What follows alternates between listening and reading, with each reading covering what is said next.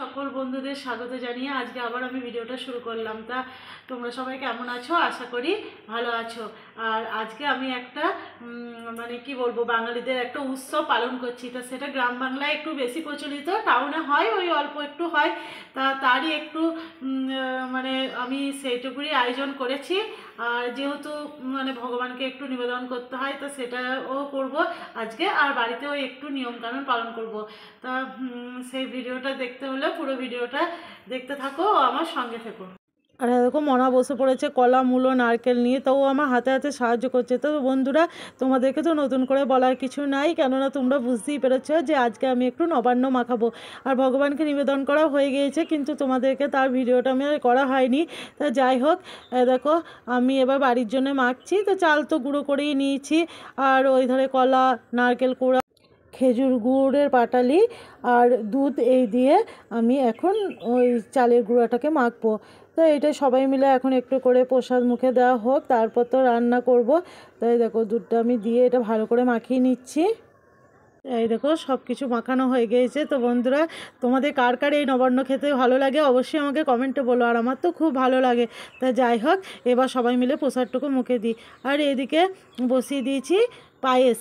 তা আজকে তো মানে নবান্ন উৎসবটা তো মা অন্নপূর্ণার একটা মানে উৎসব। তা যাই হোক, মা অন্নপূর্ণা ঠাকুরকে স্মরণ করে তারপরে এই যে আমি পায়েসটা বসালাম। তা এই সব করতে দেখেছি আমার মায়ের কাছ থেকে। তা আমার মা তো গ্রামে থাকে, তা সেখানে তো অনেক রকমের রান্না বান্না করে। তা দেখা যাক এবারে যেতে পারি কি না। তা মনে হয় যেতে পারবো না, আর যদি বা যাই তাহলে তোমাদের কাছে সেই ভিডিও শেয়ার করবই। তো যাই হোক, এই দেখো, আর এখন তো শীতকাল আসছে। তাই দেখো খেজুর গুড়ের পাটালি দিয়ে পায়েস তৈরি করছি। তো দেখো পায়েসটা মোটামুটি হয়েই এসেছে, এবার নামিয়ে রাখবো। আর ওদিকে আমার সবজিগুলোও কাটা হয়ে গিয়েছে। তো বন্ধুরা, পুরো ভিডিও আমি সম্পূর্ণভাবে আজকে করতে পারিনি, কারণ একটু ব্যস্ত আছি। আর দেখো যেগুলো ভাজা মানে কেটেছিলাম, তা সেইগুলো হচ্ছে পটল ভাজা, মূলো ভাজা। আর এদিকে দেখো ভাজা করে এক এক করে করছি আর তুলে রাখছি। তা কী কী ভাজা করলাম এবার তোমাদেরকে দেখাচ্ছি। দাঁড়াও, দেখো বাঁধাকপির তরকারি করব।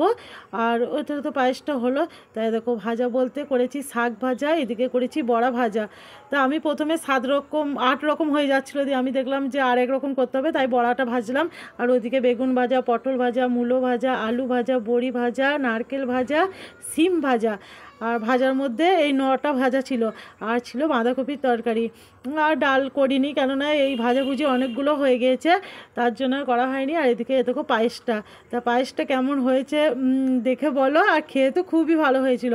আর আমার মাকে দেখেছিলাম যে মা ওই যে রান্না হয়ে যাওয়ার পর মাকে দেখেছি যে মানে বাড়ির কোণে একটা মা অন্নপূর্ণার জন্য তুলে রাখতে হয়। তা সেই জন্য মায়ের মতো আমিও দেখো আজকে মায়ের অন্নপূর্ণার জন্য একটু তুলে রাখলাম। তাই এটাকে তুলে রেখে তারপর আমি আমার মেয়েদেরকে সবাইকে খেতে দেবো। তা দেখো সব কিছু তুলে রেখে এখানেতে প্রণাম করতে দেখেছি মাকে। তা আমিও সেইভাবেই এই রীতিটা পালন করলাম।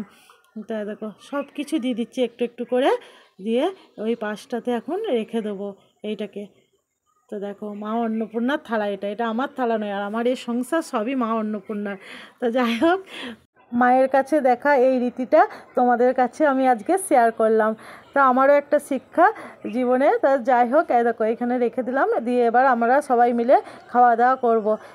তো দেখো এখানে মেয়েদের খাবার সব বেড়ে নিচ্ছি এক এক করে, দিয়ে খাওয়া দাওয়া করে আর ভিডিওটা করা হয়নি। তো তোমাদেরকে ভাবলাম যে একবারে সন্ধ্যাবেলায় ভিডিওটা তোমাদের সাথে শেষ করব। তা মশারিটা খাটিয়েছি কেন জানো, মানে মনা ঘুমিয়ে গিয়েছে, মনাকে মশা খাচ্ছিলো বলে আমি মশারিটা টাঙিয়ে দিয়েছি। তো বন্ধুরা, আমার এই ভিডিওটা কেমন লাগলো অবশ্যই আমাকে কমেন্টে বলো। তোমরা ভালো থেকো, সুস্থ থেকো, আবার আসবো নেক্সট ভিডিও।